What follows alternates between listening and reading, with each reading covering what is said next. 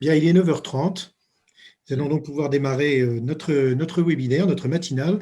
Merci à ceux qui s'étaient un petit peu connectés un petit peu en avance de leur patience. C'est avec un très grand plaisir que je reçois ce matin pour notre nouveau webinaire du think tank Ressources, Tatiana Thiem, Alain Boinet, Pierre-Frédéric Tennière-Buchot et Bertrand Gallet, qui sont ceux qui vont animer cette matinale autour de notre thème, l'urgence et le développement, ce qu'il resterait à faire. Pierre-Frédéric Tennière-Buchot a accepté d'animer cette session. Je l'en remercie par avance. Et avant de lui passer la parole, je voudrais faire quelques mots brefs de présentation du think tank Ressources. C'est un think tank qui a été créé en 2004 autour d'un premier colloque à Libreville sur le thème du droit à l'eau et à l'énergie, de la vision à l'action. Et c'est d'abord et avant tout d'ailleurs une formidable aventure humaine qui rassemble des personnalités très diverses, des universitaires, des représentants d'ONG, des politiques, des institutionnels, des dirigeants du secteur privé, de la santé, certains de fonds d'investissement ou de fondations qui nous ont rejoints. Et tous, nous avons cette profonde conviction de l'importance première qui doit être accordée aux services essentiels et en particulier à leur accès comme une véritable source de développement humain. Voilà, donc le think tank, c'est alerter, dialoguer, recommander et puis aussi bien sûr faire savoir, avec pour objectif de mobiliser l'attention des décideurs et des médias sur ces problématiques d'accès. Cela étant dit, je vais passer maintenant la parole à Pierre-Frédéric pour qu'il puisse démarrer officiellement notre matinale. Pierre-Frédéric, c'est à vous. Merci Patrice. Eh bien, je vais démarrer officiellement. Donc, nous allons essayer de parler ce matin de l'urgence et du développement. Qu'est-ce que ça veut dire? Ça veut dire que essentiellement, les 4 intervenants, dont moi, qui vont prendre la parole ce matin, vont se servir de leur observation, de leur expérience, observation pour ce qui me concerne et expérience pour les autres, dans la mesure où nous travaillons les uns à côté des autres et parfois ensemble, mais pas toujours. Et donc, en fait, ça marche plutôt bien, l'aide au développement, ça marche plutôt bien quand il y a panique et donc urgence, ça pourrait être mieux. Et donc, c'est un peu ça l'état d'esprit dans lequel nous avons organisé les uns et les autres cette petite conférence de ce matin. Bien sûr, nous ne sommes pas les seuls à parler. Tous les intervenants sont les bienvenus puisque nous faisons ce webinaire non pas pour nous autocongratuler, bien au contraire, ni pour nous accuser, mais pour essayer de réagir avec vous et pour essayer d'aller un petit peu plus loin que ce que nous faisons à l'heure actuelle. Pour ma part, je suis à l'heure actuelle le président du programme Solidaritéo, dit PSO, qui est une espèce de carrefour d'associations, de pouvoirs publics et bien entendu énormément d'interlocuteurs, principalement en Afrique, mais pas uniquement. Et nous essayons de mettre les uns et les autres en contact. Donc c'est un peu dans le fond l'état d'esprit de ce matin. Et on pourra en reparler à cette occasion. Nous intervenons surtout à PSO dans le domaine du développement, mais nous voyons d'autres qui interviennent. Et puis sur le terrain, finalement, la différence entre l'urgence et le développement n'est pas si sensible que dans les ministères ou les entreprises qui y participent. Et donc, peut-être on pourra en reparler. Alors, pour ce qui me concerne, je vais m'arrêter là. Je vais simplement, je crois que c'est Bertrand Gallet qui doit prendre la parole à ma suite et simplement lui rappeler que c'est une bonne chose, ainsi d'ailleurs pour nous autres, de se présenter et de dire par exemple ce que c'est que Acted, de façon à ce que tout le monde puisse partager une information qui n'est peut-être pas si connue que cela à l'heure actuelle. Merci Bertrand. Si tu veux bien. Merci beaucoup. Effectivement, Acted, c'est une ONG qui n'est pas très connue, alors que c'est une des plus grosses ONG humanitaires en France, qui travaille sur 40 pays, qui fait travailler 5000 personnes dans le monde, il y a 14 millions de bénéficiaires, donc c'est une grosse machine qui a pour mission de faire de l'humanitaire, mais d'innover en permanence. Elle a créé un certain nombre de filiales, justement pour conforter son travail. Voilà. Donc moi, je préside depuis plusieurs années ACTED après avoir participé au bureau. Entre-temps, et ce n'est pas neutre par rapport au sujet qui nous concerne, je dirigeais Cité Unie France qui s'occupait de l'action internationale des collectivités locales, où on avait beaucoup réfléchi aux questions d'urgence et de développement pour les collectivités. Et on avait notamment à ce titre participé à la conférence humanitaire d'Istanbul en 2016. Voilà. Donc, il y a toute une convergence de réflexion qui amène à peut-être voir un nouveau modèle pour faire converger, si j'ose dire, l'urgence et le développement. Bon, voilà. C'est tout pour le moment. Eh bien, écoute, alors peut-être que Tatiana, si tu veux bien prendre la parole. Bonjour tout le monde, je suis ravie d'être avec vous ce matin. Je m'appelle Tatiana Thieme. Je suis professeure associée à UCL, University College London, donc à Londres. Une petite parenthèse, je suis française de part de ma mère, donc francophone, donc c'est ma langue maternelle, mais c'est pas ma langue scientifique, donc je vous demande de me pardonner mes quelques petites fautes de style dans mon intervention. Ça sera très je suis élégant. anthropologue et géographe de formation, et ma recherche académique, mais aussi appliquée, se concentre surtout sur le nexus entre la précarité urbaine, les économies de débrouille, surtout parmi les acteurs qui sont souvent exclus des systèmes classiques et formels, disons économiques, politiques et sociaux. Et je me concentre surtout sur le terrain. J'ai beaucoup travaillé au Kenya, mais ma réflexion va aussi se relier un petit peu au travail de terrain au nord du Nigeria, en Afrique du Sud et en Inde et aux Philippines. Merci. Bon, bien. Alors c'est au tour d'Alain, si tu veux bien te présenter. Tu es très connu, alors, quand même. Alors Alain Boinet, donc je suis le fondateur de l'ONG humanitaire Solidarité Internationale et j'en ai été longtemps, pendant 30 ans, le directeur général. Solidarité Internationale, sa priorité, c'est l'accès aux populations en danger, dans les endroits où il n'y a pas assez d'acteurs pour répondre à leurs besoins primaires, leurs besoins vitaux. Ça, c'est vraiment notre priorité. C'est l'accès aux populations en danger, envers et contre tout. Donc, nous sommes présents dans une vingtaine de pays, avec 2300 intervenants, et sur le terrain avec beaucoup de nationaux, dont des cadres. Notre budget est de 110 millions d'euros par an. Nous avons 3 métiers principaux: l'accès à l'eau potable, l'hygiène, l'assainissement, la sécurité alimentaire, la reconstruction des infrastructures. Et puis, on répond aux besoins des populations là où il n'y a pas d'autres opérateurs pour le faire. Ça représente une aide destinée à peu près 5 millions de personnes chaque année. Nous publions aussi un baromètre de l'eau, de l'hygiène, de l'assainissement qui vient de sortir sa 7e édition, qui est accessible sur le site de Solidarité Internationale. Par ailleurs, je suis membre de ressources de longue date, pas depuis le début, comme certains ici, mais en tout cas depuis de longue date. Par ailleurs, je suis membre du conseil d'administration du Partenariat français sur l'eau, de la Fondation Veolia. Et depuis 10 ans, j'ai beaucoup milité, notamment avec mon ami Benoît Méribel, qui est le président du Centre français des fondations, pour que les pouvoirs publics en France aient enfin un véritable partenariat avec les ONG humanitaires, ce qui n'était pas le cas il y a 10 ans, et ce qui est devenu le cas après 10 ans d'efforts, à partir d'un rapport que le ministre Bernard Kouchner nous avait demandé. Voilà, et nous poursuivons dans cette voie, non seulement en direction du ministère des Affaires étrangères, de l'Agence française de développement et bien sûr de tous les acteurs humanitaires au niveau international. Je vous parle des bailleurs. Merci. Bon, alors je crois que le mieux, c'est de commencer à parler du sujet.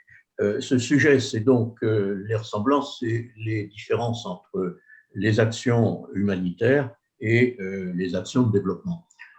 Très rapidement et un peu en caricaturant, mais vous reviendrez dans une ligne plus sérieuse dans un instant, les uns et les autres. L'humanitaire, c'est un peu comme les pompiers, c'est-à-dire que la maison brûle et d'un seul coup, il faut faire quelque chose, et il faut faire quelque chose rapidement et d'une manière adaptée aux dangers que les populations courent. Alors, c'est ce qui se passe, c'est-à-dire qu'il y a une décharge un peu comme un accumulateur d'une longue préparation, mais l'action est très, très rapide.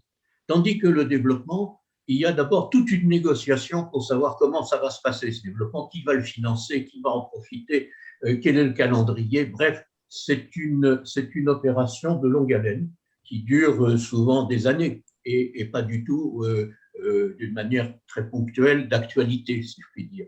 Donc là, ce n'est pas forcément les mêmes interlocuteurs, c'est généralement pas tout à fait les mêmes acteurs, ce ne sont pas les mêmes financements, ce ne sont pas les mêmes possibilités comment dirais-je, d'agir et de discuter et de changer si ça ne marche pas très bien. Donc, il y a là quelque chose qui me paraît devoir être repris.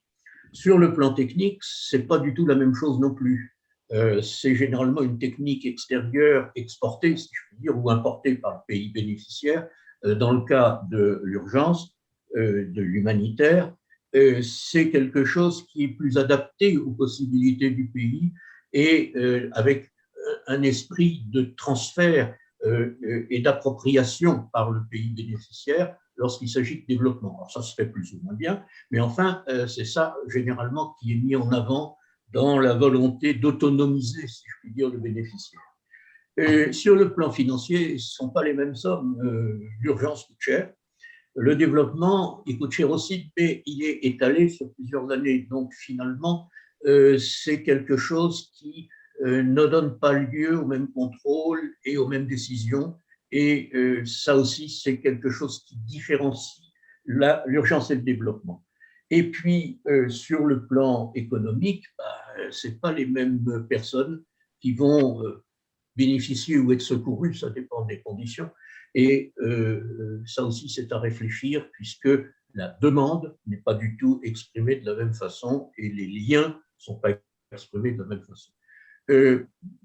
Lorsqu'il y a une catastrophe, ça peut être une catastrophe sanitaire, on connaît, des épidémies, des choses comme ça, eh bien, il y a d'autres objets qui, comme l'eau, l'alimentation, bien entendu la santé, ça va sans dire, mais enfin, c'est quelque chose qui va provenir d'un événement.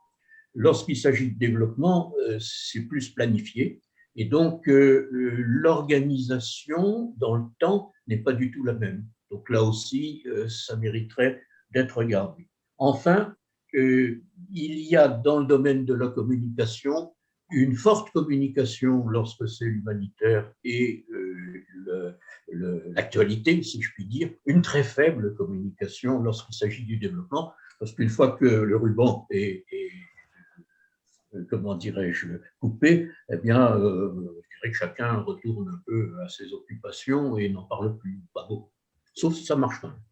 Voilà, alors c'était ça simplement que je voulais rappeler pour à la fois qu'on comprenne un peu de quoi il va s'agir et pour essayer de passer la parole alors, à celui qui voudra bien l'apprendre, mais puisque Bertrand avait commencé tout à l'heure, peut-être que c'est une occasion de reprendre la parole, si tu veux bien.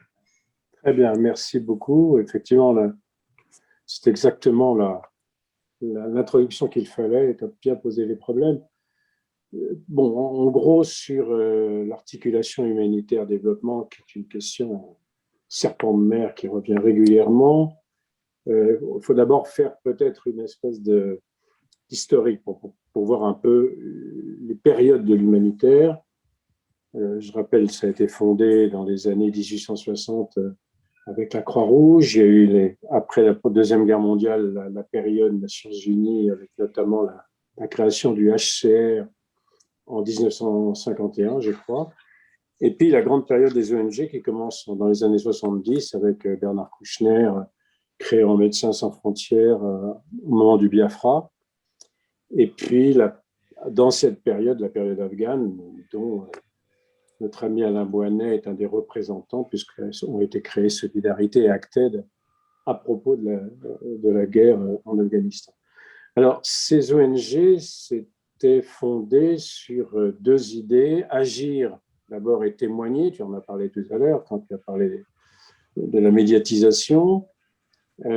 C'était la grande idée de Bernard Kouchner, avec au cours des années la définition d'un certain nombre de concepts, le droit d'ingérence qui a été entériné aux Nations Unies en 1988 par l'idée de Mario Bettati, et puis l'idée de l'espace humanitaire symbolique, neutre, où on traite tout le monde, où toutes les vies se valent, et il n'y a pas de politique, etc. Tout ça, c'était la guerre froide. Après la guerre froide, les ONG permettaient souvent aux États d'intervenir, c'était le cas notamment des Américains en Afghanistan, sans remettre en cause les risques de conflit, sans mettre en cause les risques de conflit entre les blocs. Après la guerre froide, les choses ont changé. On arrive, à mon avis, à une nouvelle période très, très, très difficile sur l'humanitaire. J'en parle parce que c'est important pour le lien avec le développement. Pendant les années 70-80, ça a d'abord été financé par des fonds privés. Le MECEF a accumulé comme ça beaucoup de fonds propres.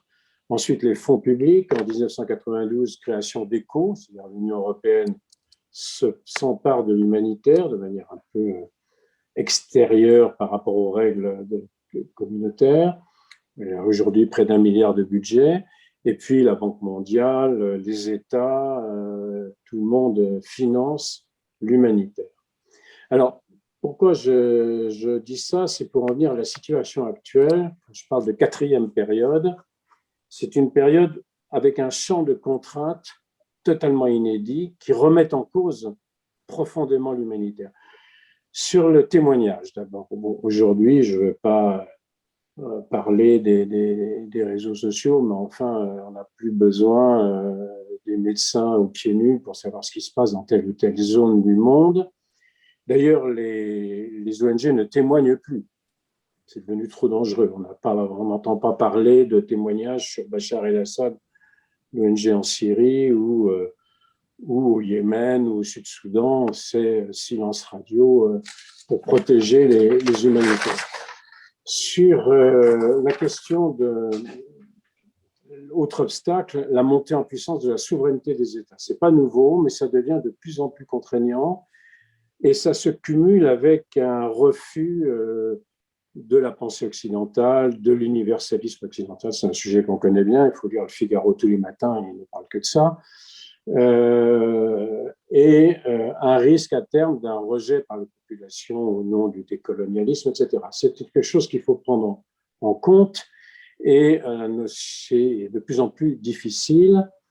Les valeurs à vocation universelle sont remises en cause, etc. Si on prend la sécurité par rapport à ça, pendant très longtemps, les humanitaires étaient intouchables. C'était des personnages respectés. Après, c'est devenu des victimes collatérales. Aujourd'hui, ce sont des cibles. Malheureusement, à Acted, on a eu cet assassinat égorgé dans des conditions épouvantables au Niger au mois d'août de cette année. Et toutes les ONG sont soumises à ces questions de sécurité de plus en plus dramatiques. Le deuxième facteur qui rend de plus en plus difficile l'humanitaire, c'est la montée des contrôles. Alors, au nom de la redevabilité, les gens, chaque fois que je vais dans une mission d'Acted, je vois que les gens passent une partie de leur temps à faire du reporting sur les questions financières, sur maintenant les pratiques, les harcèlements sexuels, etc. Toutes choses tout à fait intéressantes, mais qui bureaucratisent de plus en plus l'humanitaire. Et à ça viennent de s'ajouter maintenant ce qu'on appelle le ciblage, c'est une nouvelle idée qui vient beaucoup des États-Unis d'ailleurs, c'est-à-dire essayer de repérer dans la destination finale des fonds des bailleurs ceux qui pourraient relever soit du terrorisme, soit du narcotrafic. Et ça demande un travail énorme. Il faut savoir qu'en Irak, par exemple, les Américains, d'un coup, ont retiré tous les fonds à une dizaine de très grosses ONG américaines parce qu'elles travaillaient avec des grossistes qui travaillaient aussi avec Daesh, chose qui est quasiment inévitable dans ce pays. Donc voilà, tout ça pour dire que c'est de plus en plus complexe. Et j'en arrive à la question du nexus, c'est-à-dire urgence versus ou pas développement. Alors, dès les années 80, on s'est vite aperçu que la coupure, ce que tu disais, le travail des pompiers, puis le travail de développement et de construction de la paix, il y avait une zone grise non financée. On s'en est vite rendu compte, notamment en Afrique au moment des années 80, au moment de la grande famine. Et en même temps, on s'aperçoit que la notion d'urgence est une notion extrêmement extensible. L'Afghanistan est en urgence depuis 40 ans. Le Darfour aussi, le Yémen, c'est parti pour très très longtemps. Donc tout se mélange et on arrive à une situation telle qu'il faut faire les deux en même temps. C'est intéressant de voir qu'en France, le centre des crises du ministère des Affaires étrangères, c'est maintenant la crise et la stabilisation en articulation avec l'AFD, et que ECO, c'est la stabilisation et la paix en même temps que l'urgence. Donc on est vraiment dans cette prise de conscience globale, mais avec des réponses très très difficiles. ACTED propose des réponses intéressante, j'espère, en tout cas innovante, et a beaucoup réfléchi sur ces questions-là de manière... Alors, pour faire simple, à l'approche linéaire du continuum, c'est-à-dire urgence, réhabilitation, développement, ACTED propose, pas très original, mais en tout cas, elle le met en place, un contiguum, c'est-à-dire tout en même temps, l'aide d'urgence, le développement, la consolidation de la paix, de la cohésion sociale, de la gouvernance locale, etc. Donc, on a créé, il n'y a qu'un seul département urgence et développement à ACTED, et on a créé un programme qui s'appelle Agora, qui prend en compte des zones de solidarité. Alors, quand j'étais à CUF, moi, je défendais dans mes débats avec ACTED très fortement la prévalence des collectivités locales. Ce n'est pas suffisant dans beaucoup de pays et la démocratie locale n'est pas forcément à l'ordre du jour. Et on travaille beaucoup sur des zones de proximité, de solidarité, qui peuvent en avoir plusieurs dans une même ville. C'est souvent la gestion de l'irrigation, par exemple en Afghanistan, qui donne lieu à toute une gouvernance extrêmement complexe et ancienne. C'est voilà, donc toutes ces questions-là, on va en parler. Donc, pour conclure, pour faire simple, bunkerisation, c'est une expression d'ACTED, de l'humanitaire qui devient assiégé de toutes parts et de plus en plus compliqué à faire.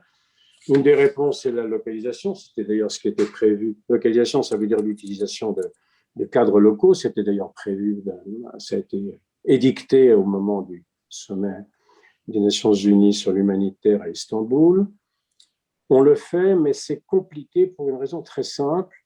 C'est que, en gros, les bailleurs donnent de plus en plus d'argent à de moins en moins d'ONG. C'est-à-dire qu'ils ont besoin d'ONG de plus en plus grosses pour avoir des garanties en termes de fonds propres, en termes de continuité sur 5-10 ans, et très peu ou quasiment pas d'ONG du Sud, en tout cas en Afrique, peut-être plus en Asie, sont capables de répondre à ces critères. Donc le choix, c'est un top 10, dont ACTED d'ailleurs se rapproche de plus en plus, merci pour ACTED, mais en tout cas au détriment évidemment des ONG locales.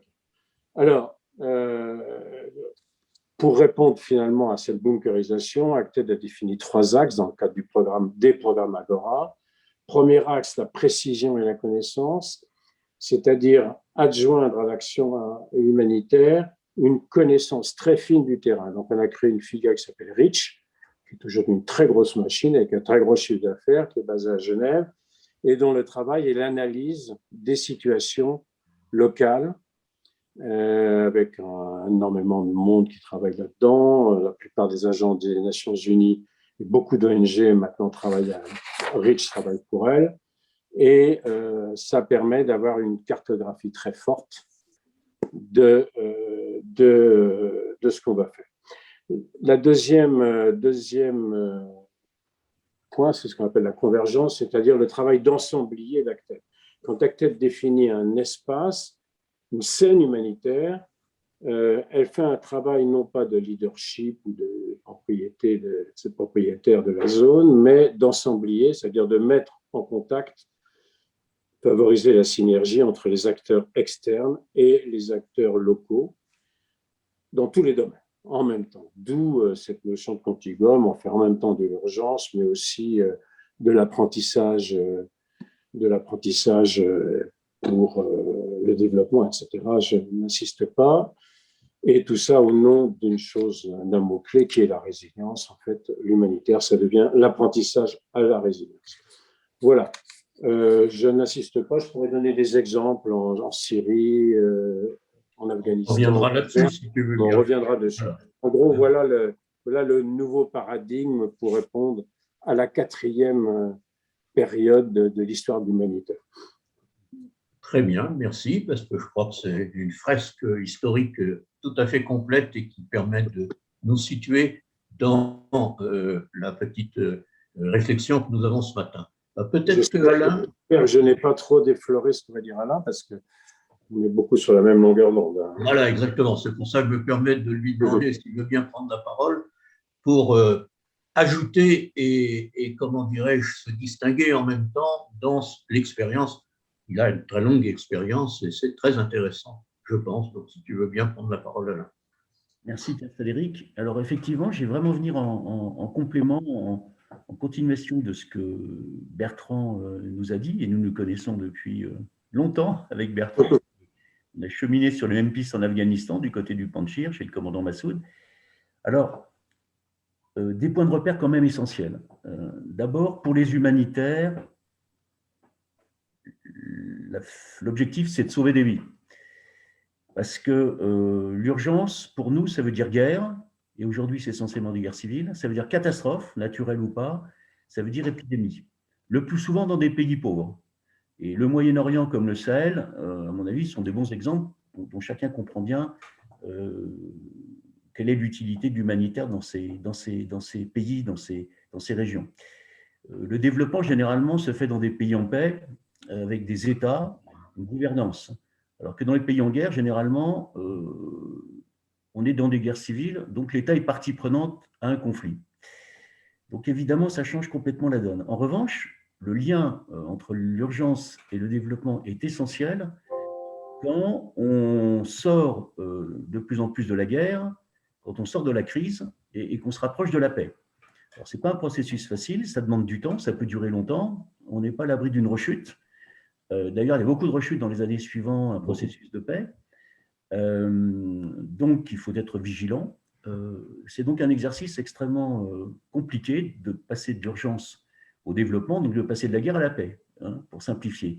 Alors, on peut distinguer les situations de conflit qui sont complexes par définition, des catastrophes qui se produisent en une fois et qui après permettent une action plus linéaire, je dirais plus progressive, hein, voilà, mieux maîtrisée. Les épidémies, c'est encore un autre process. En tout cas, on doit coller, dans l'action humanitaire, on doit coller aux besoins des populations qui sont définis par des événements extérieurs qui s'abattent sur elles, que ce soit un conflit, une catastrophe ou une épidémie. Alors, le lien, ce qu'on a appelé pendant longtemps le lien urgence-reconstruction-développement, il est essentiel parce que les humanitaires, depuis longtemps, ont toujours dû aller plus loin pour mieux répondre aux besoins des populations. Pourquoi ? Parce qu'après l'urgence, quand on sortait de l'urgence, il n'y a pas d'acteurs pour répondre aux besoins des populations. Parce que les acteurs ne voulaient pas y aller, parce que la guerre était encore présente, que la rechute était possible, qu'il y avait des mines, que c'était dangereux. Et donc, on restait plutôt trop seul, malheureusement. Et donc, il fallait qu'on poursuive envers et contre tout. Donc, on est allé de plus en plus loin, l'aide humanitaire est allée de plus en plus loin, d'autant qu'elle dure de plus en plus longtemps. Ça, c'est une des caractéristiques des conflits d'aujourd'hui, c'est qu'ils sont souvent interminables. Je ne parle pas des catastrophes, hein, je parle des conflits, des guerres. Et souvent, ils s'étendent au niveau régional. Ça part de quelque part, et puis ça diffuse autour. Et c'est un imbroglio qui devient de plus en plus compliqué à résoudre. Donc, au fond, c'est une problématique qui est née particulièrement au moment, à la fin de la guerre en Bosnie-Herzégovine, en 1995. Et nous, depuis cette époque, on n'a jamais cessé à Solidarité internationale de plaider pour le processus urgence, reconstruction, développement, qui n'est pas forcément linéaire, hein, qui peut être avec des hauts et des bas, qui peut être avec des retours en arrière, qui peut être avec des avancées. Donc, la difficulté de l'exercice, c'est vraiment de coller aux besoins des populations en fonction des circonstances. Donc ça, si vous voulez, pour modéliser tout ça, ce n'est pas simple. Donc, il faut surtout beaucoup d'expérience, de bon sens, les bons outils. Et donc, c'est seulement en 2016, c'est-à-dire 21 ans après la fin de la guerre en Bosnie, que les Nations Unies ont considéré que le lien entre l'urgence et le développement, c'était fondamental. Pourquoi ? Parce qu'ils se sont cassés des dents en sortie de crise sur la prise du développement et souvent sur le fait qu'il n'y avait pas de solution politique à un conflit qui perdurait avec des risques de rechute. Et donc, ils ont reconnu cette importance du nexus, mais aussi dans une perspective qui était très politique. Et j'en reviendrai tout à l'heure sur ce point parce que ça nous pose d'énormes problèmes. Parce qu'on n'est pas des acteurs politiques, on est des acteurs de la solidarité. sur la base des besoins essentiels. Et sans distinction, c'est sur la base des besoins et pas sur la base de ce qui caractérise les gens. Donc, en fait, ça a duré 20 ans. Donc, c'est une très, très bonne nouvelle. Mais il y a encore énormément à faire parce qu'entre-temps, on a bricolé dans la mesure où les institutions internationales ne s'étaient pas mises en ordre d'action sur l'urgence et le développement, qui sont des acteurs, effectivement, comme le dit Pierre-Frédéric, très différents parce qu'agir en paix, agir en guerre, ce n'est pas tout à fait la même chose. Alors, je voudrais dire aussi un mot sur l'eau, parce que Ressources est un think tank dédié à l'eau et l'énergie, pour dire qu'il y a, dans ce domaine de l'urgence et du développement, l'eau est un domaine extrêmement important. Je voudrais rappeler que, en tout cas pour Solidarité Internationale, c'est une urgence humanitaire, puisque l'eau non potable est une cause majeure de mortalité dans le monde. On connaît tous les diarrhées, qui tuent près de 900 000 enfants de moins de 5 ans chaque année, mais aussi le choléra, la typhoïde, les hépatites, enfin bref, d'après les estimations approximatives, parce que tout ça est difficile à calculer, il y aura environ plus de 2 millions de personnes qui meurent chaque année de l'eau non potable, ce qui en fait une véritable hécatombe, d'ailleurs silencieuse. Enfin, n'oublions pas non plus que 29% de la population mondiale n'a pas accès à l'eau potable, 55% n'a pas accès à l'assainissement, et que dans les pays en guerre ou frappés par des catastrophes naturelles, ces réalités sont les plus cruelles pour les populations qui en sont démunies. Donc pour nous, c'est vraiment le passage de l'urgence à la reprise, enfin à la stabilisation, à la reconstruction puis au développement dans le domaine de l'eau, de l'hygiène et de l'assainissement, c'est tout juste essentiel, et bien sûr dans d'autres domaines comme la sécurité alimentaire. Alors je voudrais juste prendre un exemple, enfin 2 exemples peut-être rapidement. D'abord celui de la République démocratique du Congo. Pour souligner ce que disait Bertrand, nous sommes là-bas depuis l'an 2000 et on est en 2021. Ça fait 21 ans qu'on est là-bas. Donc, on est de plein pied, à la fois dans des réponses d'urgence, encore aujourd'hui, 21 ans plus tard, parce que la guerre continue notamment à l'est du pays, principalement, mais on est aussi sur des réponses beaucoup plus structurelles qui nous en ont mené très loin. Je voudrais prendre un exemple assez peu connu de ce qu'une ONG humanitaire peut faire. On n'est jamais allé aussi loin. Il y a une ville qui se trouve donc à l'est, la ville de Beni, près de la frontière d'Ouganda et du Rwanda. À l'époque, il y a quelques années, il y avait 170 000 habitants. Il y avait une zone de conflit tout autour, donc beaucoup de déplacés qui se protégeaient, allaient se protéger en ville.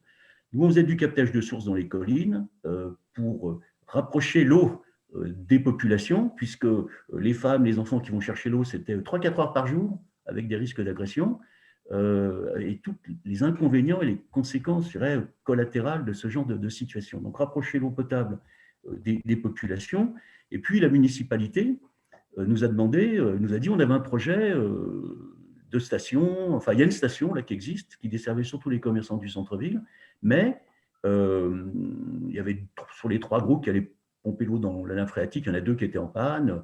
On a regardé, puis on s'est dit non, on va faire autre chose, et on a dit, on va construire une station de potabilisation d'eau sur la base d'un réseau gravitaire. Donc, on va chercher l'eau auprès de 5 rivières qui sont en altitude, dans les collines. Donc, pas besoin d'énergie pour amener l'eau, elle descend toute seule.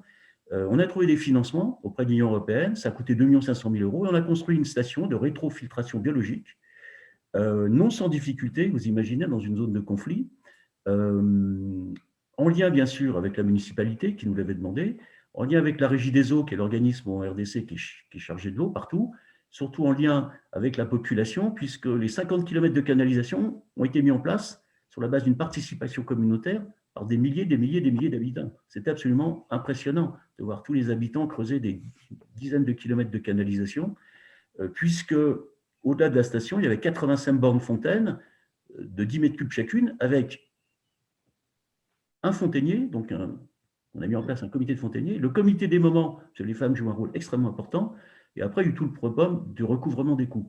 Finalement, après avoir fait tout ça, on a remis bien sûr la station aux autorités locales et nationales, et on a poursuivi sur des financements aidés d'ailleurs pour l'institutionnalisation. Ce gros problème, c'était le recouvrement des coûts. Et ça, ce n'est pas à nous de le faire, c'est bien sûr aux acteurs locaux et nationaux. On ne veut pas toucher à ça, c'est leur propriété, c'est leur pays, on n'est pas chez nous. Ça, c'est clair. Pour nous, à Solidarité Internationale, depuis toujours.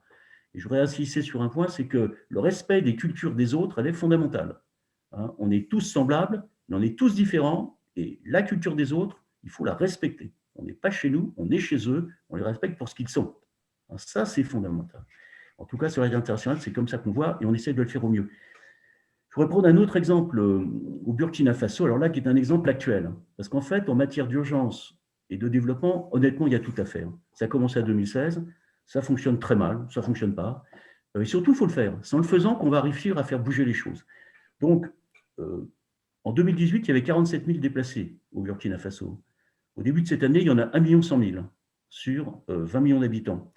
Vous avez 3 millions d'habitants qui n'ont pas accès à l'eau potable, 5 millions qui n'ont pas accès à l'assainissement, il y en a 2 500 000 qui ont besoin d'aide humanitaire.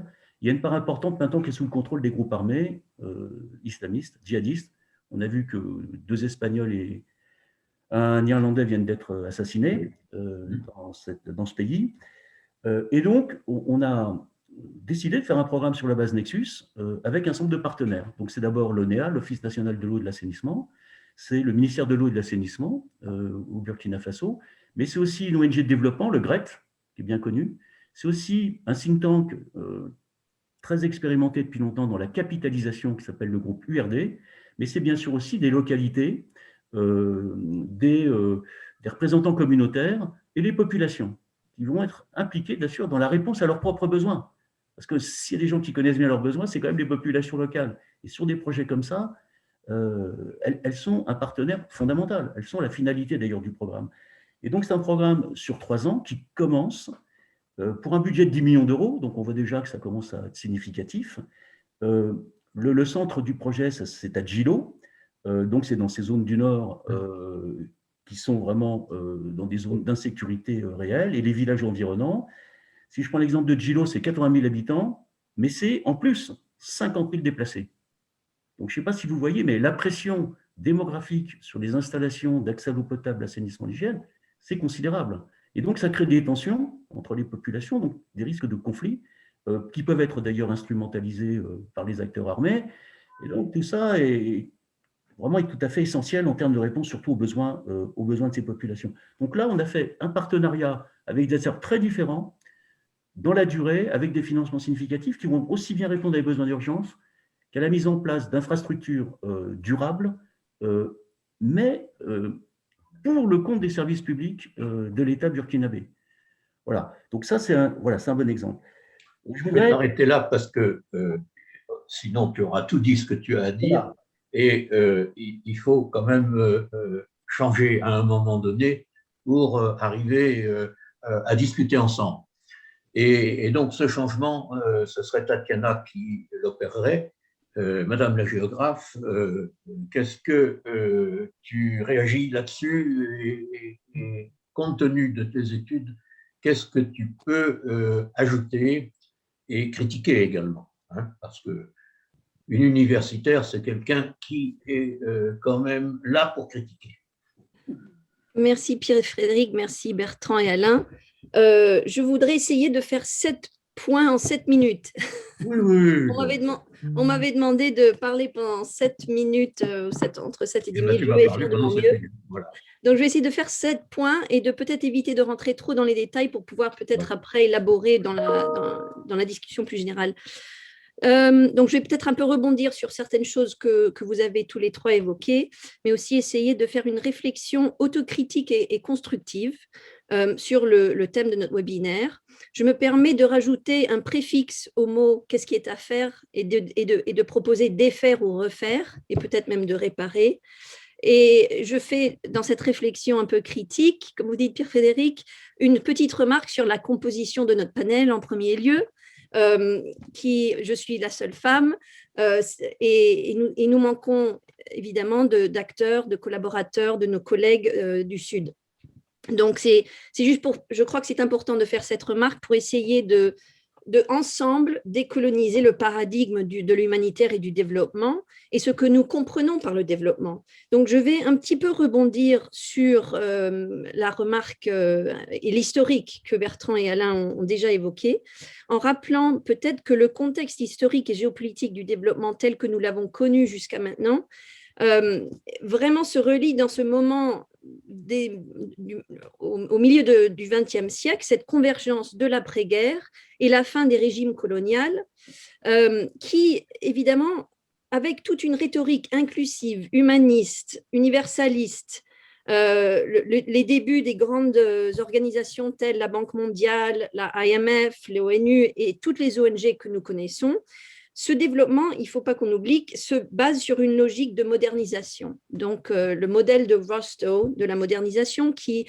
évoquait un discours et un projet assez linéaire, optimiste, pour reconstruire dans ce moment d'après-guerre une économie avec, sous-entendu, un projet d'urbanisation qui s'accouplait avec un projet d'industrialisation, de progrès technologique et de consommation de masse, avec comme idée un modèle inclusif et je dirais global de mobilité des classes économiques, de prospérité pour tous. Ça, c'était un peu le discours. Et en même temps, ce discours, qui était donc linéaire, était profondément basé sur une historique et une démarche eurocentrique, américentrique, c'est-à-dire tout ce qui avait bien marché pendant 1750 et 1950 dans les pays du Nord, qui avait passé de 10% de personnes dans les villes à plus de 50 ans en espace de 200 ans. Et comme nous savons, dans les pays du Sud, cette urbanisation s'est faite de façon beaucoup plus chargée, beaucoup plus intensive et dans une étendue beaucoup plus courte. Alors, si on regarde plus profondément the backstory, l'histoire en arrière de cette modernisation, il y avait évidemment, comme a évoqué Bertrand, cette guerre froide qui n'oublions pas, était un effort des grandes puissances démocratiques du Nord d'essayer d'éviter que les pays dits à l'époque du tiers-monde s'accouplent au pouvoir socialiste et communiste. Et donc, ce projet humanitaire de développement à l'époque était aussi ancré avec une motivation économique et géopolitique importante. Mon troisième point, c'est que ce résultat était donc très varié, que dans certains pays, ça avait l'air de très bien marcher, notamment les East Asian Tigers dont on parlait dans les années 80, les grands succès de l'Asie de l'Est, etc., en Inde, au Brésil, au Mexique aussi après. Et en Afrique, il y a eu un contexte très différent, où Mike Davis, le géographe américain, a notamment décrit une situation d'urbanisation sans industrialisation, ou alors une industrialisation différente. Et donc, avec toute cette diversité énorme dans ces 54 pays, de diversité d'histoire politique, postcoloniale et précoloniale, de culture, comme évoquait Alain, avec certaines périodes plus instables que d'autres, il faut qu'on reconnaisse que parmi les acteurs de développement et humanitaires et les acteurs politiques, il y a eu une tendance à se focaliser, en tout cas sur le continent d'Afrique, à tout ce qu'il manquait et non pas ce qu'il marchait. Donc, par exemple, même la notion du secteur informel que définit the International Labour Organization, même les mots-clés sont toujours en train de définir ce qui n'existe pas, le manque d'État, le manque d'impôts, le manque de salaire, etc., mais non pas d'essayer de comprendre les logiques culturelles et économiques qui marchent. Donc voilà mon troisième point. Mon quatrième point, c'est qu'il y a aujourd'hui, à part tout, et je crois que Alain et Bertrand ont bien évoqué la complexité de cette relation et ce nexus entre l'humanitaire et l'urgence, mais n'oublions pas qu'il y a des nouveaux acteurs de développement et humanitaire depuis une vingtaine d'années qu'il faut qu'on reconnaisse. Ce qui s'appelle en anglais les remittances, c'est-à-dire je ne sais pas comment on dit en français, les rémittances ou l'envoi des fonds, c'est-à-dire le rôle des diasporas. Oui, dites-moi, Bertrand, quel est le mot? L'argent des diasporas, je ne sais pas si… Voilà, ok, ben exactement. Donc, le rôle des diasporas, je pense par exemple aux pays comme le Nigeria ou le Mexique ou les Philippines, le rôle des diasporas est vital et les transferts d'argent nord-sud par les diasporas sont nettement, largement, dépassent, disons, les budgets de développement et humanitaire. Un exemple intéressant, c'est que pendant les grandes urgences, pendant les grands moments de crise, Western Union décide d'enlever leur coût de transaction pour justement faciliter cette mobilisation des fonds par les diasporas, etc. Et le grand drame de la pandémie actuelle, c'est que, évidemment, comme c'est tellement global et partagé, la précarité étant partagée, il y a beaucoup plus de difficultés justement avec les remittances à cause de ça. Le deuxième grand acteur, les nouveaux acteurs de ces dernières 20 années, c'est la coopération sud-sud.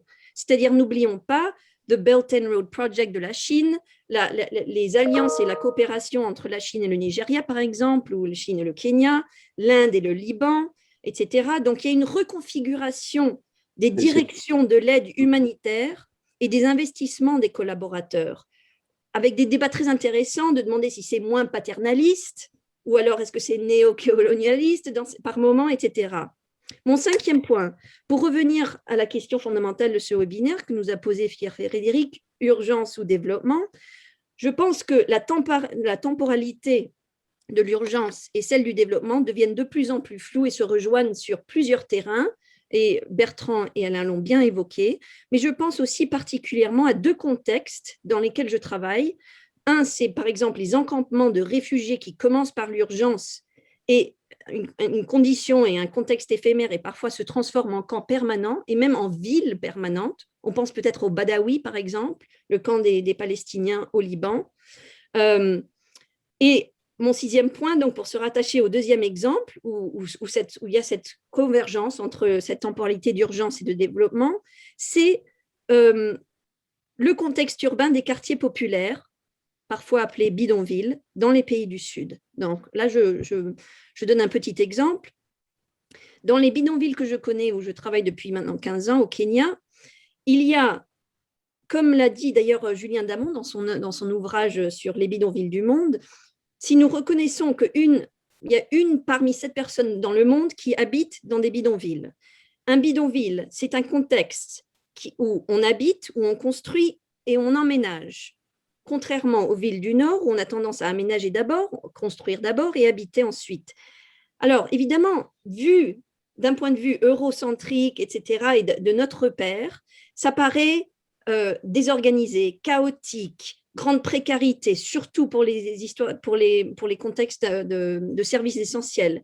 Mais il y a aussi, surtout dans les moments de crise, une crise qui définit le quotidien, des systèmes d'aide mutuelle, de logique non seulement de solidarité, mais aussi de partage, de récupération, de troc, de modularité, d'adaptation très innovatrice du numérique, la mixité fonctionnelle, l'autoconstruction, etc. Donc, on pourrait peut-être essayer d'imaginer que le bidonville ou ville durable est une question importante et un exemple important où l'urgence existe tous les jours et les projets de vie et les projets à long terme aussi se construisent, justement avec des systèmes de group saving schemes, etc., puisque les gens sont souvent en dehors des systèmes financiers et conventionnels. Mon dernier point, le 7e, je rappelle que nous savons tous évidemment que nous sommes dans un moment de grande incertitude, notamment prononcé par cette pandémie, mais je pense que c'est aussi un moment de se rappeler que la division nord-sud n'est plus valable ni très utile, puisque les grandes crises d'aujourd'hui nous rapprochent de plus en plus. La crise climatique et écologique, la crise économique de 2008 qui remet en relief les grandes inégalités et les grandes précarités depuis 40 ans, mais aussi très partagée parmi les pays du Nord et du Sud. La crise migratoire, qui n'est pas seulement, évidemment, où on voit par exemple que les contextes guerriers dont parlaient Bertrand et Alain sont complètement reliés aux crises migratoires et aux questions depuis 2015 dont on se pose, et la politisation, disons, de la crise migratoire en Europe. La pandémie, évidemment. Donc, en fait, je termine sur 2 points.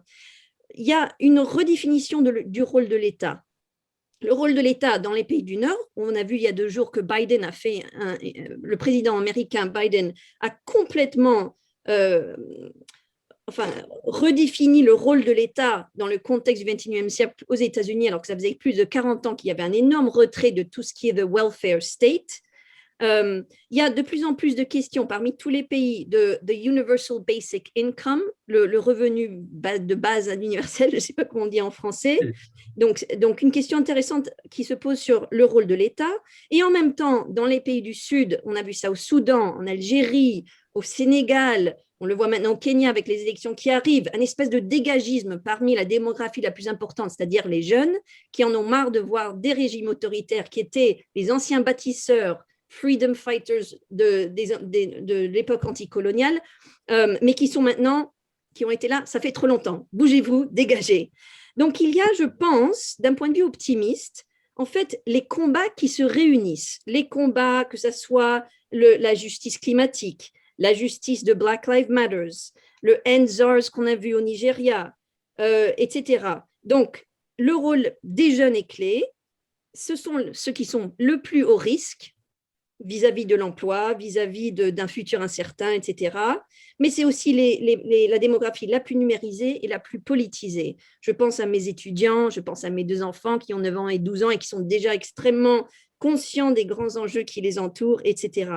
Donc, je pense que pour terminer, il faut peut-être qu'on arrête de penser à qu'est-ce qu'on peut faire pour aider, ce qui est quand même une direction très linéaire et qui continue à avoir un certain rapport de force, une certaine normative, et penser un petit peu plus aux alliances et à peut-être ce que Édouard Glissant proposait dans ses relations dans ses poétiques de relations, c'est-à-dire d'essayer de travailler ensemble, de voir où est-ce qu'il y a des convergences. Et dans une année où je ne suis pas allée sur le terrain, nulle part, parce que je n'ai pas pu, la façon dont il y a eu une espèce de...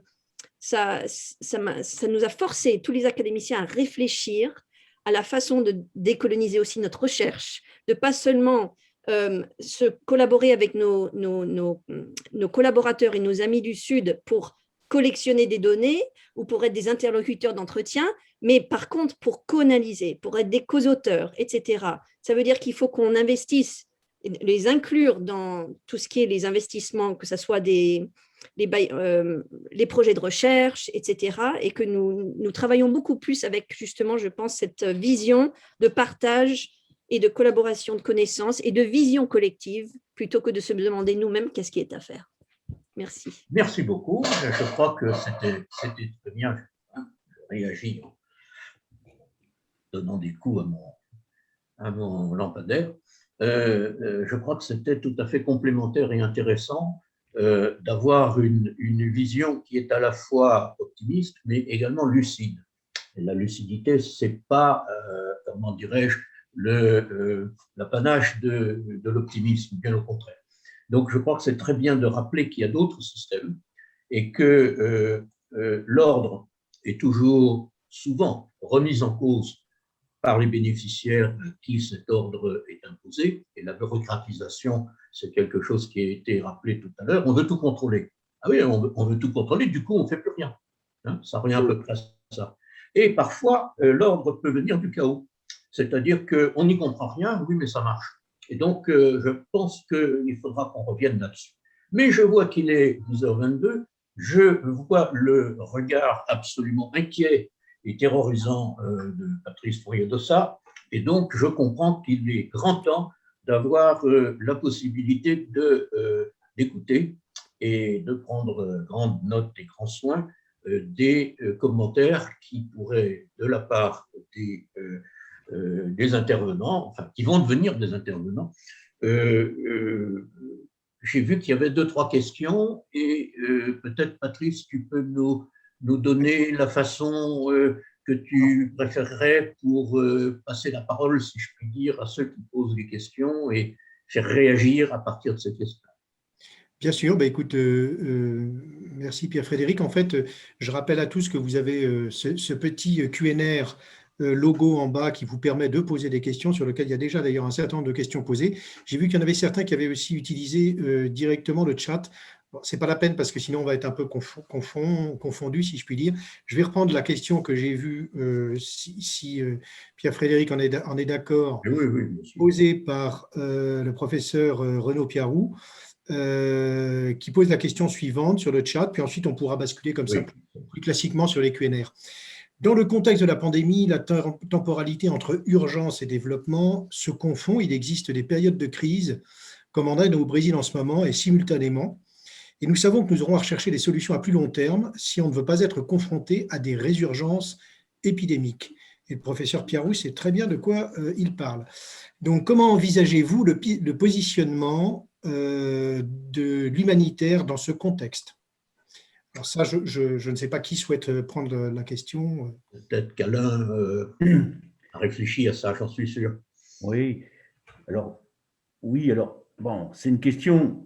Alors, la question de Renaud Piarou, elle est pertinente. La réponse est complexe. On a beaucoup travaillé ensemble avec Renaud, d'abord en Haïti, pour éradiquer le choléra qui n'existait pas et qui, comme on le sait, était apporté par l'ONU sans le vouloir. après le tremblement de terre de janvier 2010. Et on a aussi beaucoup travaillé avec Renaud Piarou en République démocratique du Congo, qui est une des zones où le choléra naît et se diffuse largement en Afrique.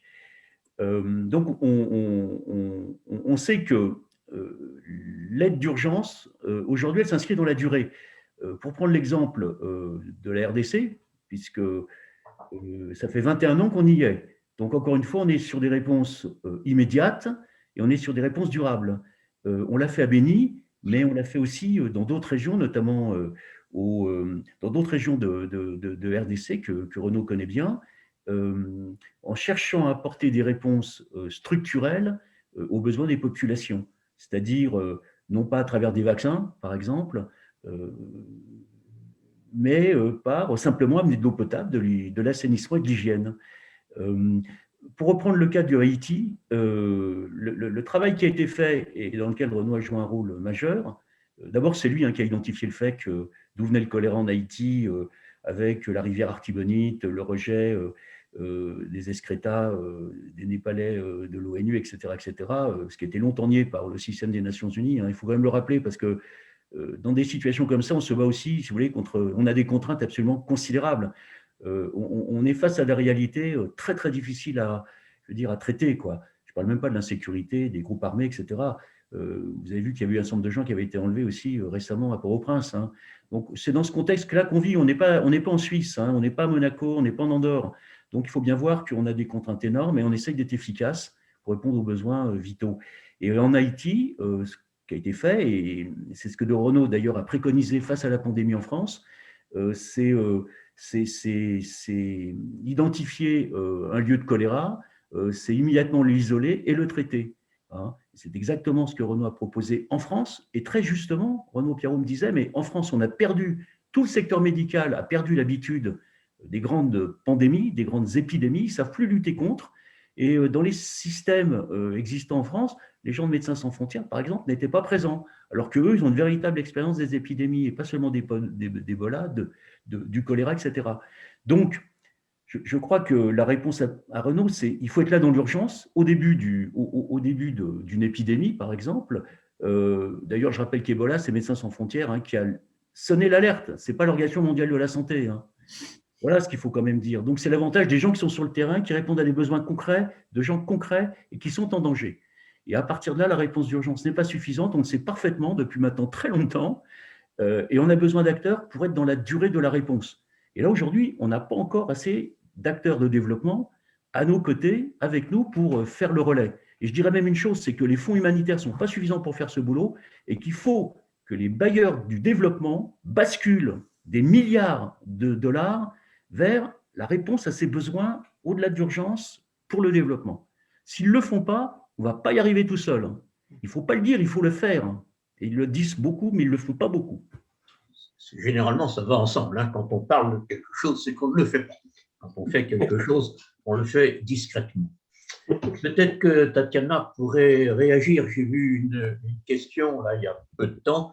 J'ai vu deux questions, en fait, qui mélangent à la fois le retour du religieux et l'aspect culturel tel qu'il peut ou ne peut pas être pris en compte par les acteurs de développement ou par les acteurs d'urgence. Est-ce qu'on pourrait avoir une vision universitaire et anglaise de cet aspect? Quand on parle de religieux, bien sûr, on parle aussi d'une tendance qui revient sans arrêt, au moins dans la communication, sur l'islamisme et sur son rôle plus ou moins favorable à des acteurs extérieurs. Parce que les acteurs extérieurs, comme le disait Alain tout à l'heure, ils disent « Ah, mais nous, on n'agit pas, on ne prend pas position, on n'est pas politique. » Oui, mais ceux qui vous regardent, eux, ils pensent que vous êtes politique. Et c'est ça le problème, c'est qu'on pense pour soi-même quelque chose, oui, mais le regard des autres est quelque chose qui est important aussi dans le nexus. Tatiana. Non, Tatiana, non. Merci voilà. Pierre-Frédéric.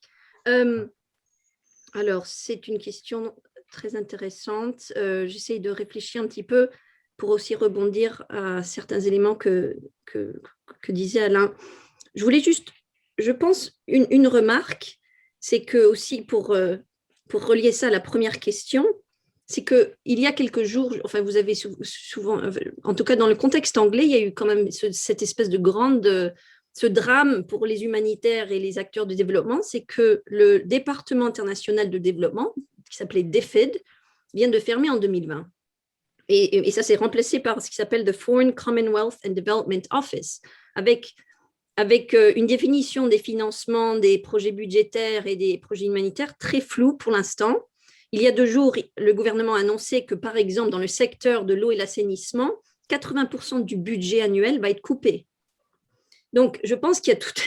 En tout cas, en Angleterre, on est tous assez… Il y a une grande alarme qui sonne pour se demander quel est justement le rôle de ces acteurs dont on avait l'habitude de justement, pour que ça soit pour l'alliance entre les modes de financement de recherche, d'urgence humanitaire, de développement à long terme. Il y avait tout un écosystème d'alliances qui maintenant est en crise, je dirais. Alors ça, c'est un premier point. Et deuxièmement, il faut aussi remarquer que, par exemple, que ça soit en Inde et au Brésil, là, c'est quelque chose de vraiment assez… parce que c'était l'exemple qui avait été évoqué dans la question d'un des participants. En tout cas, je parle du contexte que je connais mieux, c'est-à-dire au Kenya, depuis un an, un des drames, et d'ailleurs ça s'est aussi passé en Inde au début, il y a eu une espèce une exportation des réactions qui avaient eu lieu en Europe, enfin surtout en Europe, de dire, OK, lockdown total à partir d'avril au Kenya. Il y avait très peu de cas, mais ce que ça a fait, c'est que 80% des gens qui travaillent dans l'économie, qui sont productifs, mais qui sont dits informels et qui n'ont pas de secours, de filet de secours, etc., ou de système, comme on dit en anglais, de furlough schemes, de cash transfers, comme il y a eu lieu en France, etc., ont été complètement démunis avec tous les commerces de rue, etc., qui ne pouvaient pas circuler. Donc, d'un côté, tous mes interlocuteurs parlaient du hunger virus et non pas du coronavirus. Donc, il y a eu, je pense, de ce côté-là, une emphase sur essayer de justement criminaliser les mouvements dans les rues, les commerces, etc. Donc, mais en même temps, avec très peu de cas de Covid en soi, mais avec une énorme répercussion dramatique au niveau économique. Et c'est pour ça que justement, pour donc rebondir sur votre question préférée du religieux, du culturel, je dirais que c'est plutôt n'importe quel organisme qui rassemble une communauté. Ça pourrait être par des alliances religieuses ou des alliances de proximité ou d'activités, etc. Donc, des activités de travail souvent. Donc, c'est ça que je veux dire quand je parle de ces systèmes d'aide mutuelle et notamment de façon innovante d'utiliser, par exemple, les réseaux de WhatsApp. Maintenant, les gens utilisent pour leur photo de profil la photo de l'objet qu'ils souhaitent vendre ce jour-là, pour pouvoir justement essayer d'utiliser leur réseau virtuel et numérique pour essayer de dire, voilà ce que je vends, puisque je ne peux pas être avec mon chariot dans la rue, et après d'utiliser une certaine ubérisation du transport et du delivery avec un système de moto qui devient depuis 10 ans de plus en plus courant dans les villes en Afrique, par exemple, etc. Donc, je remarque aussi que dans le contexte français, ces systèmes d'aide mutuelle qui sont rattachés à des associations avec des affiliations religieuses ou culturelles ou affectives, etc., étaient très présentes en France et l'ont été pendant un an. Toutes les associations, il y avait évidemment certain rôle de l'État pour la réponse à la crise migratoire. Il y avait Anne Hidalgo et le centre humanitaire et Emmaüs qui étaient présents autour de Porte de la Chapelle pour les migrants entre 2016 et 2018. Mais en même temps, la vraie présence des distributions quotidiennes, des distributions d'informatique, les avocats sans frontières, etc., étaient dans la rue. C'était les petites associations, c'était les humanitaires, disons, les humanitaires un peu plus fragmentés. Donc, je pense que, encore une fois, que ce soit dans le sud ou dans le nord, ces systèmes un petit peu plus fragmentés, un petit peu plus hors du circuit, du écosystème traditionnel de l'humanitaire d'urgence, ont été extrêmement présents, surtout dans cette dernière année de crise, dans le Nord et dans le Sud. Merci beaucoup. Je pense que c'est important de souligner une fois de plus cette espèce de transition sociologique qui me paraît être en marche, je ne sais pas vers où, mais qui différencie les modèles que nous avions jusqu'à présent expérimentés les uns et les autres. Bertrand, il y a une question qui me semble te concerne particulièrement. Il y a moins d'État, enfin, tout du moins, l'État se transforme. Tu as parlé, bien sûr, des situations historiques où il y avait petit à petit une prise en main par le bilatéral, le multilatéral, point de vue des aides, et le privé. Qu'est-ce qui devient le privé dans tout ça? C'est une question qui a été posée là, dans le Q&R, question-réponse. Est-ce que tu pourrais donner ton opinion, la façon dont on peut voir une évolution, s'il y en a une, dans l'implication du privé dans ces affaires d'urgence et de développement? Oui, est-ce que c'est symbolique ou sérieux? Bon, c'est vrai que toutes les grosses entreprises affichent le RSE et maintenant la prise en compte même dans l'évaluation boursière, on prend en compte les pratiques RSE, etc. Bon, je n'ai pas de chiffres pour dire si c'est devenu un phénomène visible ou simplement cosmétique.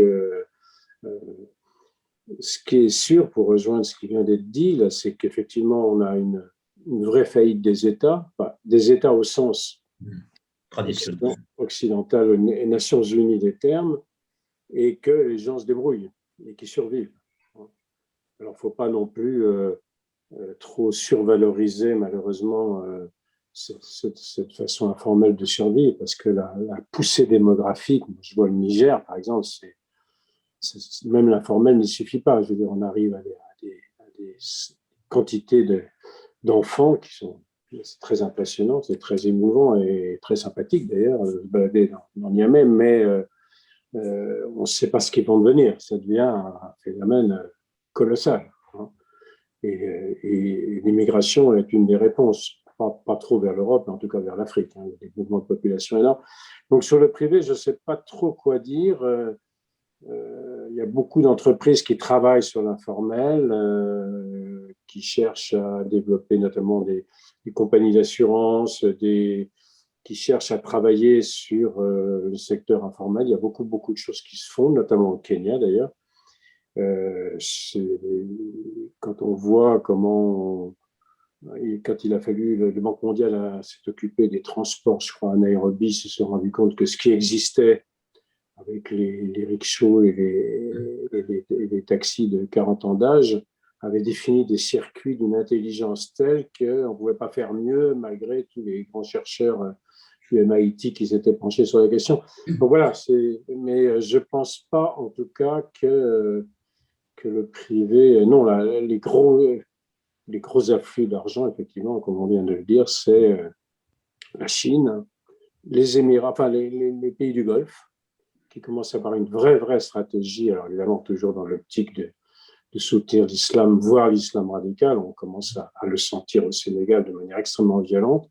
Il y a beaucoup d'argent qui arrive comme ça, mais sur le privé, non, je n'ai pas d'éléments trop précis. Patrice. Je vais me permettre d'intervenir sur ce sujet du secteur privé, si tu me le permets, Père Frédéric. Bien sûr. En fait, je crois que là aussi, il y a eu une très forte évolution depuis maintenant une dizaine d'années. Le secteur privé a considéré qu'il faisait partie, j'allais dire, à la fois de sa mission et puis de sa pérennité d'action dans le pays, de travailler à des actions de développement qui ne sont pas forcément dans l'intérêt social, j'allais dire, direct de la société, mais qui sont sa condition d'existence dans le long terme.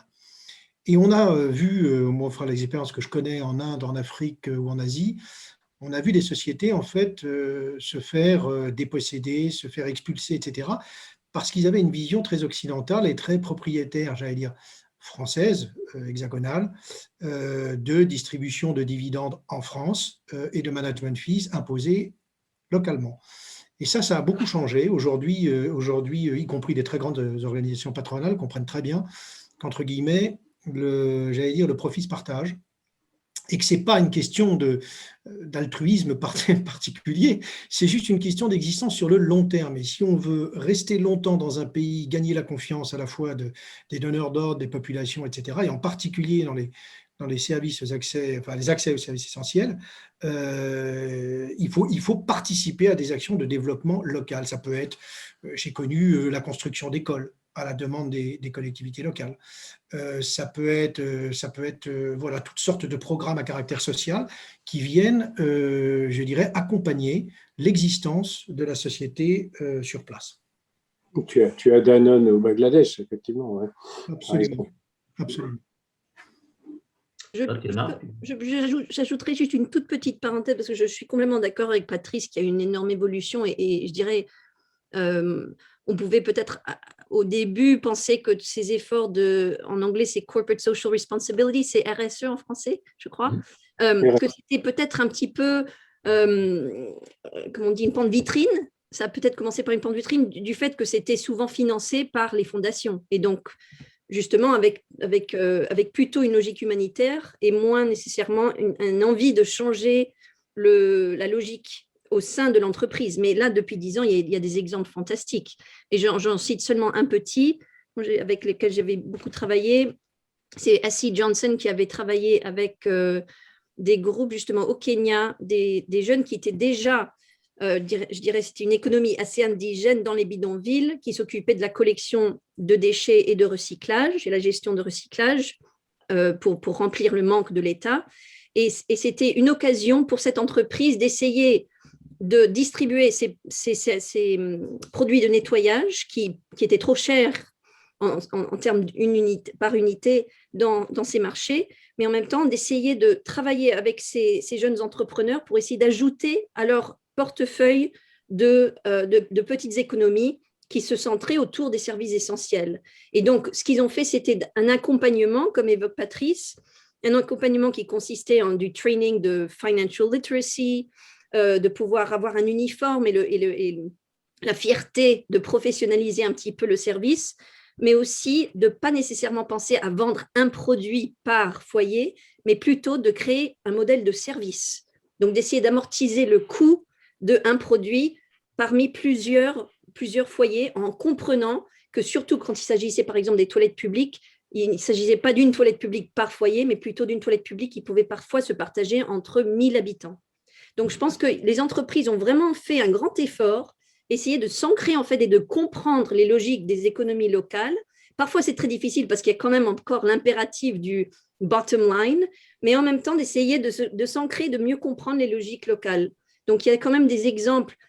L'échelle, c'est la grande question. D'apporter, souvent, c'est des exemples assez petits qui marchent bien à petite échelle et qui ne sont pas toujours profitable, mais qui sont des bons exemples et un espèce de laboratoire pour mieux comprendre comment travailler ensemble avec des organisations économiques tellement différentes, d'échelles complètement différentes. Merci. Alors, à propos d'échelle, on n'a pas beaucoup parlé, et peut-être qu'Alain pourrait donner son opinion là-dessus, sur le rôle des collectivités locales, autrement dit des municipalités. Est-ce qu'elles jouent un rôle important ou pas important et à quel niveau, tant du côté des bailleurs, de ceux qui essayent d'aider, que du côté des bénéficiaires. À PSO, Programme Solidarité Eau, on a une bonne expérience parce qu'il y a la distribution du fameux 1% boudin pour l'eau. Et donc là, il s'agit bien de collectivités territoriales au sens général, c'est-à-dire soit des municipalités, soit des départements, des régions, avec l'appui des agences de l'eau. Bon, tout ça marche bien à une échelle assez importante, c'est-à-dire des grosses villes, pas du tout, sur les petites ou très rarement. Donc, c'est un peu l'inverse du côté des bénéficiaires. Là où il n'y a pas trop de monde, c'est-à-dire des villages ou des quartiers périphériques de grandes villes, ça marche. Et là où il y a des grandes villes, ça ne marche pas du tout. Donc, je voudrais savoir si Alain partage cette opinion ou tu as peut-être une expérience tout à fait différente. Alors, en matière de partenariat avec les collectivités locales, le bon exemple que tu as cité, c'est vraiment celui de la loi Oudin-Santini, c'est-à-dire le 1% pour la solidarité internationale. Et ça finit par faire des sommes Pas si mal. intéressantes en cofinancement avec d'autres bailleurs. Et on a souvent des agences de l'eau comme partenaires. C'est plutôt les agences d'ailleurs que les collectivités. Plutôt en sortie de crise que d'urgence, parce que c'est plus adapté. On ne va pas les embarquer dans des zones de conflit trop dangereux. En revanche, en sortie de crise, c'est vraiment très, très précieux. Après, je voudrais dire une chose sur la question des collectivités locales, mais c'est vrai pour les entreprises. C'est-à-dire, et c'est vrai même pour les ONG. Moi, je crois beaucoup à la diversité, à l'écosystème de la diversité. C'est-à-dire qu'on est complémentaires, on répond à des besoins différents, à des moments différents, de manière différente. Et c'est ce maillage complet, ce maillage qui est la meilleure réponse collective, je dirais, à des besoins. Et je voudrais revenir sur ce que disait Tatiana tout à l'heure. Nous, dans l'humanitaire d'urgence, même dans les situations les plus troublées, les plus dangereuses, où les populations sont plus en danger, nous savons, y compris après une catastrophe naturelle, pour prendre cet exemple, que le premier niveau de solidarité, le plus immédiat, le plus efficace, c'est de la solidarité de proximité. C'est la solidarité entre les personnes, entre les populations, entre les villages, etc. Et ça, c'est fondamental. C'est-à-dire que, et je dirais même que le rôle de l'humanitaire, ça serait plutôt de soutenir, bien sûr, autant que possible, ces mécanismes naturels, humains, qui sont la première réponse.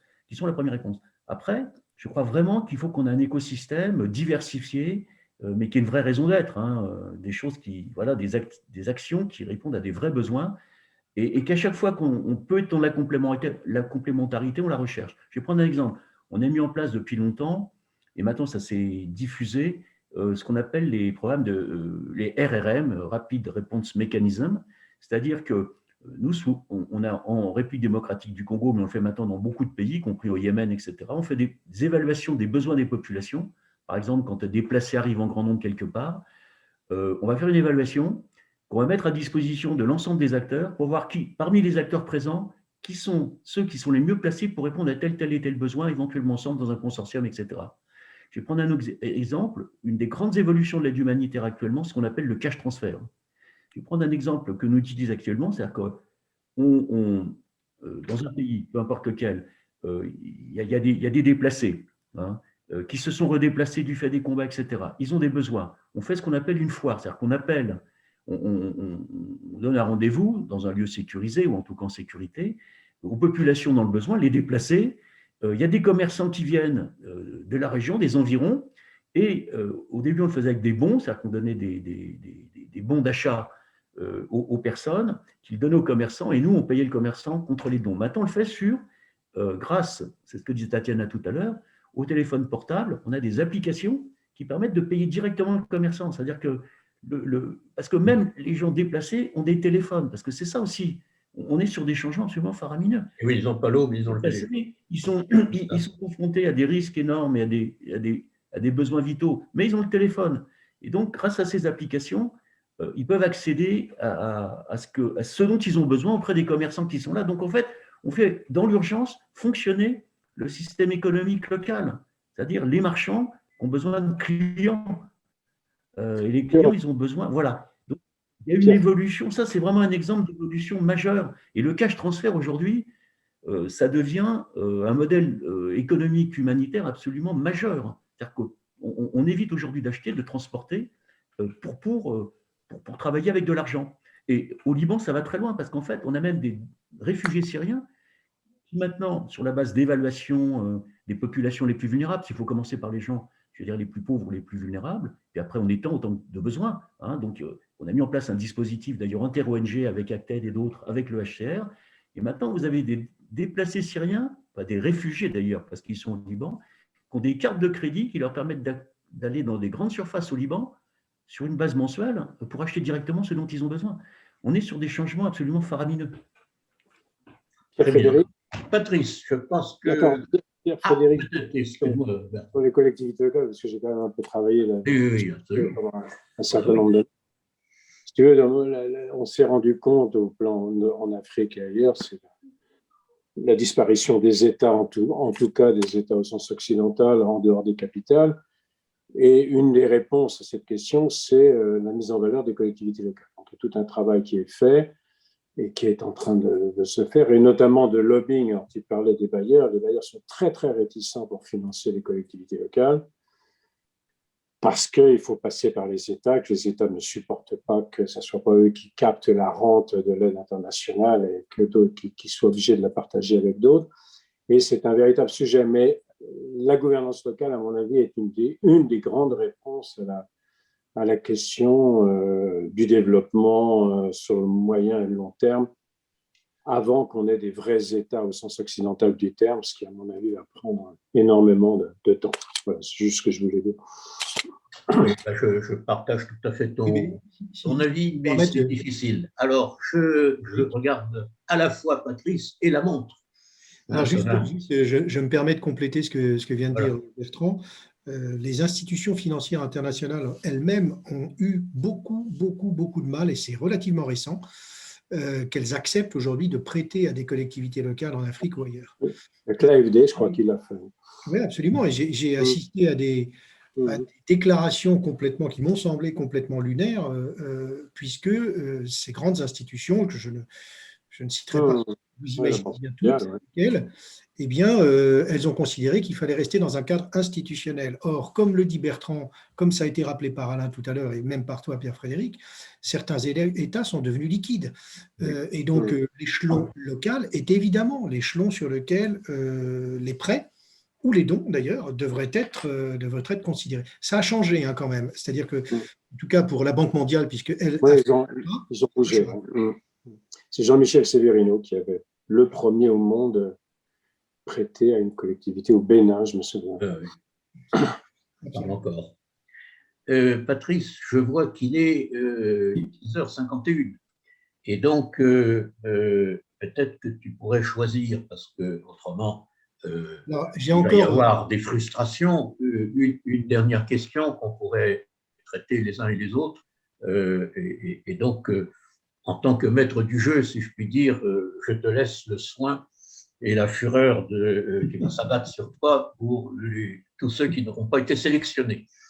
Alors, si tu me le permets, on va essayer, comme on a quand même encore, oui, c'est ça, 8 minutes, une dizaine de minutes, on peut quand même avoir plusieurs questions. Je vous demande simplement d'avoir des réponses un peu plus concentrées, mais il y a une question moi, que j'ai trouvée très importante dans celle qui nous a été posée et qui est assez générique, et je l'aime bien. C'est dans un tel contexte, comment rejoindre les équipes humanitaires? Est-ce que vous pensez que c'est toujours un secteur difficile ou bouché pour les jeunes? Et donc ça, c'est en termes vraiment je suis content que cette question ait été posée. Oui. Parce que nous avons quelques acteurs c'est difficile qui peuvent répondre à cela. Je peux dire 2 mots, Alain, pour en parler aussi, mais moi, j'ai beaucoup fait de donner des cours à la Sorbonne et ailleurs sur la question du développement et de l'humanitaire. Et il y a une masse de jeunes, essentiellement d'ailleurs de jeunes femmes, extrêmement compétentes et extrêmement motivées, qui se retrouvent un peu en difficulté pour trouver du travail. Donc, c'est toute cette question de l'utilisation de Français, d'Européens dans l'humanitaire, alors que la tendance, on le fait de plus en plus, c'est de faire travailler des locaux, à la fois pour des questions de sécurité, mais aussi parce que c'est normal. Voilà, donc là, on a d'ailleurs des masters de développement qui ont été supprimés parce qu'il y a l'offre et la demande, donc c'est très, très difficile. Et c'est vraiment, à Acted, on a une stratégie de, justement, de prendre des gens qui n'ont pas une formation particulière, des gens qui sortent d'une école de commerce ou des gens qui sortent de Sciences Po, plutôt que des gens qui ont été plus ou moins bien formés sur des questions de développement et d'humanitaire de manière théorique. On veut plutôt des têtes bien faites et généralistes que des spécialistes mal spécialisés. C'est un peu cruel de dire ça, mais c'est la tendance, et j'en parle d'autant plus savamment que j'ai moi-même enseigné. Donc, je sais exactement le contenu. Voilà. Donc, les débouchés sont difficiles. Alors, on peut toujours dire créez votre ONG et jetez-vous à l'eau. Moi, je pense que sans vouloir faire les choses seront beaucoup mieux quand on aura des ONG sénégalaises qui viendront aider les autres hôpitaux français dans le Covid. Tu vois, là, on aura un équilibre et quelque chose de beaucoup plus normal que cette espèce de surreprésentation du nord au sud et sans elle. Mais c'est vrai que c'est difficile, je reconnais. Et, Alain brûle de pour la parole. pour les stages, excuse-moi, j'ai reçu quasiment des centaines de demandes de stages avec le Covid, d'étudiants. Voilà. Oui, oui. Ce sujet, nous, on reçoit 5000 candidatures par an à Solidarité, on doit recruter 500 personnes. Alors, on a chacun ses modes de recrutement, hein. Nous, on a une approche un peu différente de celle d'Acted, qu'on connaît bien, qu'on connaît, qui fonctionne. C'est que nous, on a besoin de gens très compétents dans le domaine de l'eau, très compétents dans le domaine de la sécurité alimentaire. Il faut des ingénieurs. Donc, on va les chercher là où on forme des ingénieurs. Mais surtout, on a besoin de gens expérimentés. La moyenne d'âge chez nous, c'est 32 ans. La moyenne d'âge des gens qui partent sur le terrain, c'est 32 ans. Donc, on ne fait pas partir des gens trop jeunes, qui n'ont aucune expérience je dirais, humaine, voire même du monde du travail, l'intégration dans une organisation avec la manière dont ça doit fonctionner.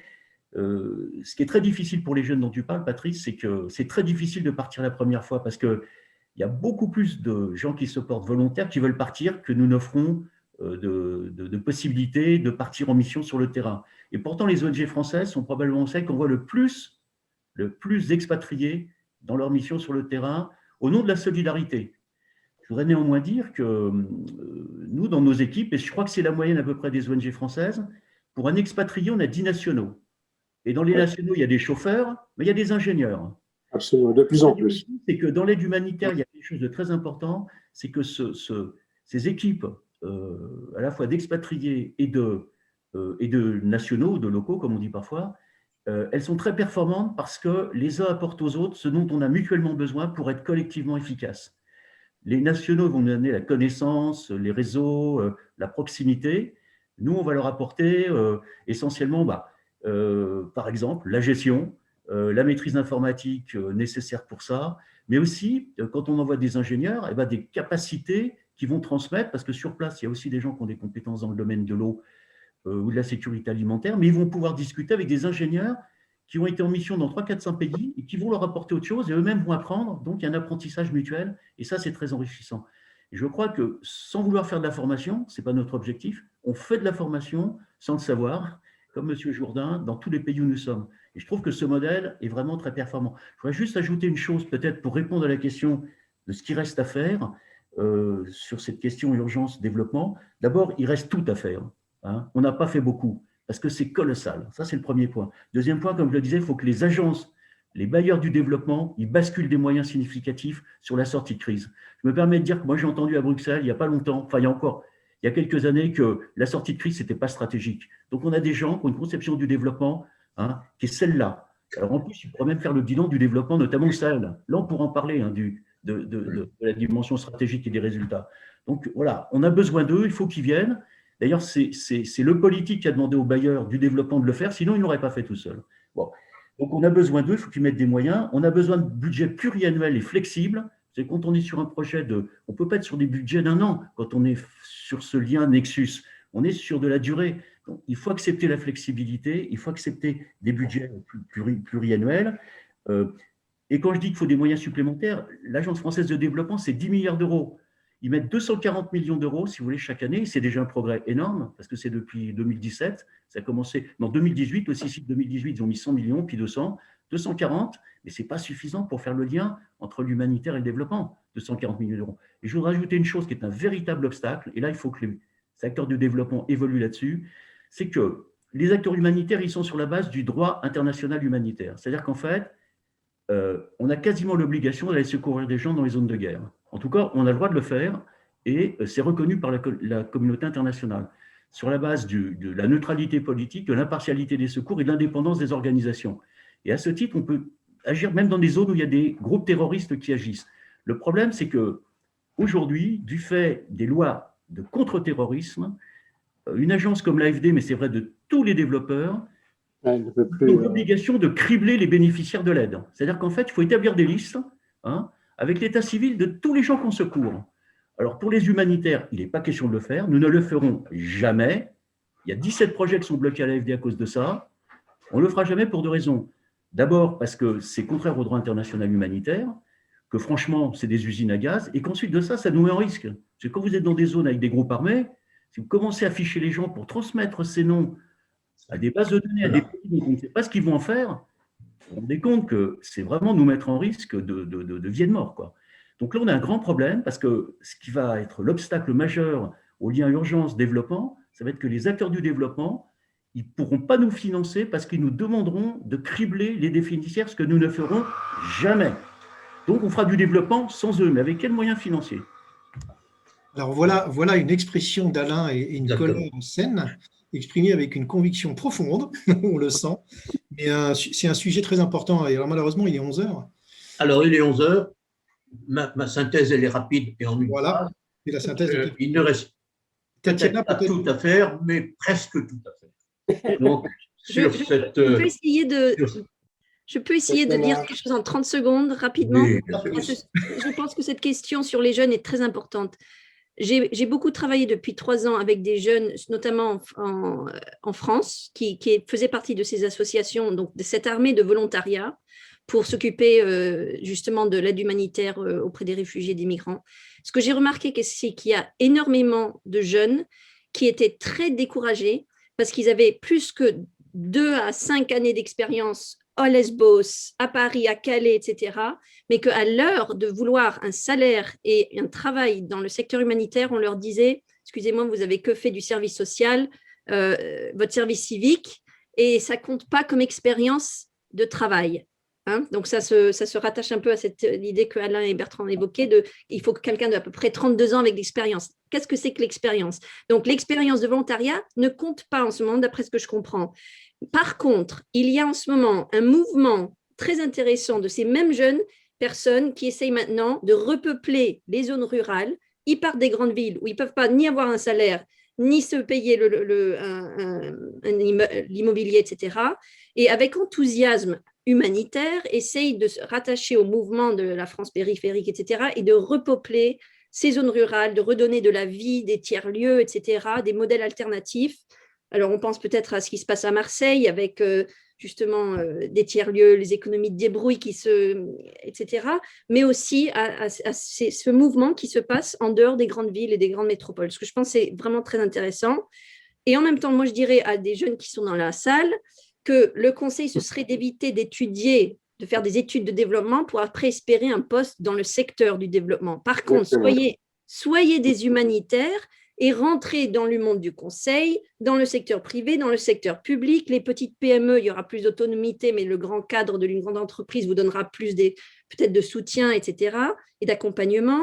Et donc, de ne pas laisser de côté cette passion humanitaire, mais par contre, de l'intégrer dans d'autres secteurs pour essayer que